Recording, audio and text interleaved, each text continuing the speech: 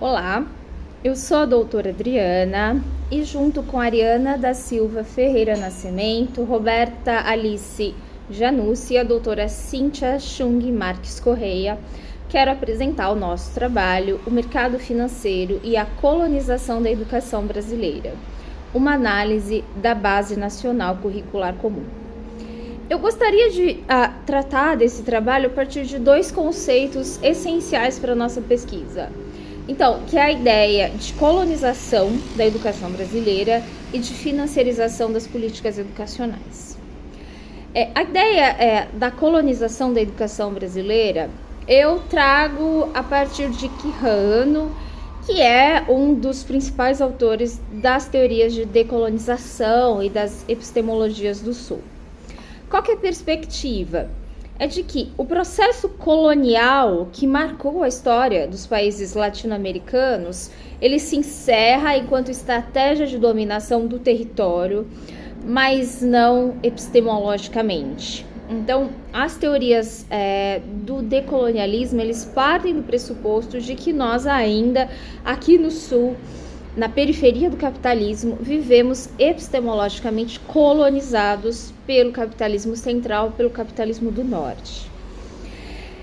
E eu entendo que foi ali, no Consenso de Washington, em 1989, que esse processo ele atinge as políticas públicas, que é quando instituições do mercado financeiro internacional, ali em Washington, ali nessa conferência, elas percebem que para manter os empréstimos que eram feitos para os países aqui do Sul, era preciso criar condições para os países da América Latina. Então, essas condições são permitir, digamos assim, esse processo de colonização. Embora as coisas não tenham essa denominação, é assim que acontece. E uma dessas condições para a manutenção dos empréstimos era justamente o que é chamado de ajuste fiscal, ou seja, maior equilíbrio entre receitas e despesas públicas, o que acabou implicando em corte de gastos públicos para a educação. O Brasil, por exemplo, a emenda constitucional 95 de 2016, do governo Temer, ela é um exemplo de como esse ajuste fiscal está sendo feito no Brasil com corte de recursos para a educação. E é nesse contexto em que a gente precisa entender que há um processo no qual instituições do mercado financeiro internacional, em instituições internacionais que se dizem a favor de uma educação igualitária, começam a desempenhar poder no Brasil. E daí, quando nós olhamos o processo de construção da BNCC, nós avaliamos como instituições de pesquisa, como a Amped, por exemplo, professores, a sociedade civil em geral, foram caladas. Embora audiências públicas tenham ocorrido, consultas públicas tenham ocorrido, ainda assim, o projeto final dessa política educacional, que é a BNCC, ele foi todo conduzido por instituições do mercado financeiro.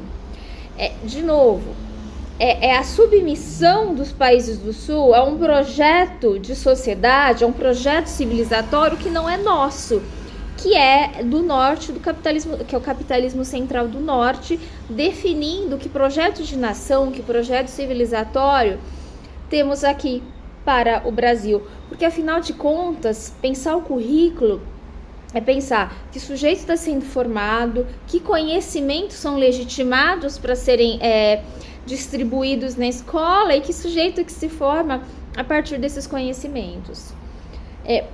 E daí, quando a gente olha a BNCC como um projeto que não é feito pelo Brasil, que é feito por instituições do capital financeiro internacional, nós entendemos que o processo de colonização ainda não acabou. Da mesma forma que os europeus aqui no Brasil estavam impondo um projeto civilizatório aos povos indígenas, africanos que estavam aqui, nós continuamos submissos a esse processo porque essas instituições financeiras continuam definindo as nossas políticas, especialmente as políticas de currículo. Muito obrigada.